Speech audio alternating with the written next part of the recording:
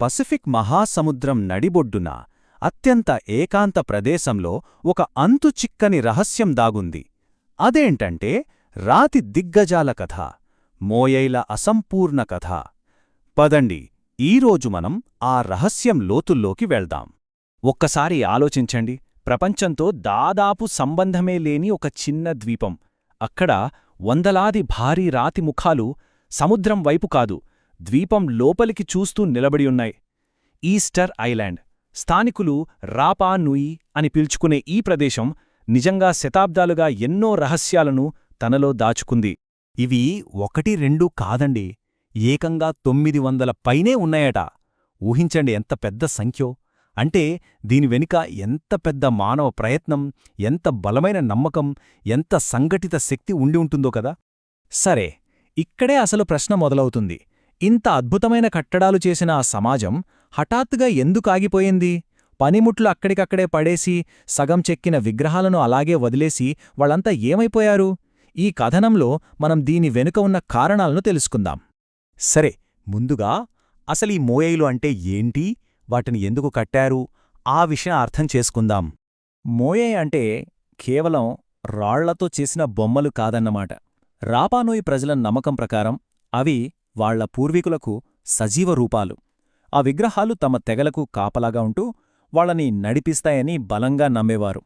అందుకే ప్రతి విగ్రహం ఒక ముఖ్యమైన పూర్వీకుడికి ప్రతీకగా నిలుస్తుంది. చూడండి, ఈ విగ్రహాల నిర్మాణం దాదాపు 250 ఏళ్లపాటు సాగింది. అంటే సుమారుగా 1250వ సంవత్సరంలో మొదలుపెట్టారు. 1300 నుంచి 1450 మధ్యకాలంలో అయితే నిర్మాణం ఉచ్చస్థితికి చేరుకుంది. కానీ 1500వ సంవత్సరం వచ్చేసరికి ఉన్నట్టుండి ఈ మహత్తర కార్యం ఆగిపోయింది పూర్తిగా. ఇంకో ఆసక్తికరమైన విషయమేంటంటే, ఈ విగ్రహాలన్నీ ఒకే రకమైన రాయితో, అంటే అగ్నిపర్వత శిలతో చెక్కబడ్డాయి. అది రానోరారాకు అనే ఒకే ఒక్క గని నుంచి. మరి బరువు సంగతికొస్తే ఒక్కో విగ్రహం సగటున 14 టన్నులుంటుందట. అంటే దాదాపు 2 పెద్ద ఏనుగల బరువుతో సమానం. అద్భుతం కదా. సరే, ఇప్పుడు ఇంకో పెద్ద చిక్కుముడి దగ్గరికి వెళ్దాం. ఇంత బరువున్న విగ్రహాలను గని నుంచి ద్వీపంలోని వేరువేరు ప్రదేశాలకు ఎలా తీసుకెళ్లారు? ఆ రోజుల్లో వాళ్ల దగ్గర చక్రాలు లేవు, లాగడానికి బరువైన జంతువులు కూడా లేవు. అయినా సరే, టన్నుల కొద్దీ బరువున్న ఈ రాతి దిగ్గజాలను మైళ్ల దూరం ఎలా జరపగలిగారు? ఇది నిజంగా దశాబ్దాలుగా ఆర్కియాలజిస్టులను సైతం ఆలోచనలో పడేసిన ప్రశ్న. దీని గురించి ఎక్కువగా నమ్మే సిద్ధాంతమేంటంటే వాకింగ్ థియరీ, అంటే నడిపించడమన్నమాట. వాళ్ళు ఏం చేసేవారంటే, విగ్రహం తలభాగానికి తాళ్లు కట్టి కొన్ని బృందాలుగా విడిపోయి దాని నెమ్మదిగా ఇటూ అటూ ఊపుతూ అడుగులు వేయిస్తున్నట్టుగా ముందుకు తీసుకెళ్లేవారు. శాస్త్రవేత్తలు దీన్ని ప్రయోగాత్మకంగా చేసి కూడా చూపించారు. ఇది వాళ్ల ఇంజనీరింగ్ తెలివికి ఒక గొప్ప నిదర్శనం. అంతా బానే ఉంది, కానీ కథ ఇక్కడ ఒక నాటకీయమైన మలుపు తీసుకుంది. ఆ రాతి దిగ్గజాలను చెక్కే పని హఠాత్తుగా ఆగిపోయింది. ఒకప్పుడు ఆ రెనోరోరాకు గని ఎలా ఉండేదంటే, వందలాది మంది పనివాళ్లతో, సుత్తుల చప్పుళ్లతో ఒక పెద్ద ఫ్యాక్టరీలా ఎప్పుడూ సందడిగా ఉండేది. ఎటు చూసినా కొత్త విగ్రహాలకు ప్రాణం పోస్తున్న శిల్పులే కనిపించేవారు.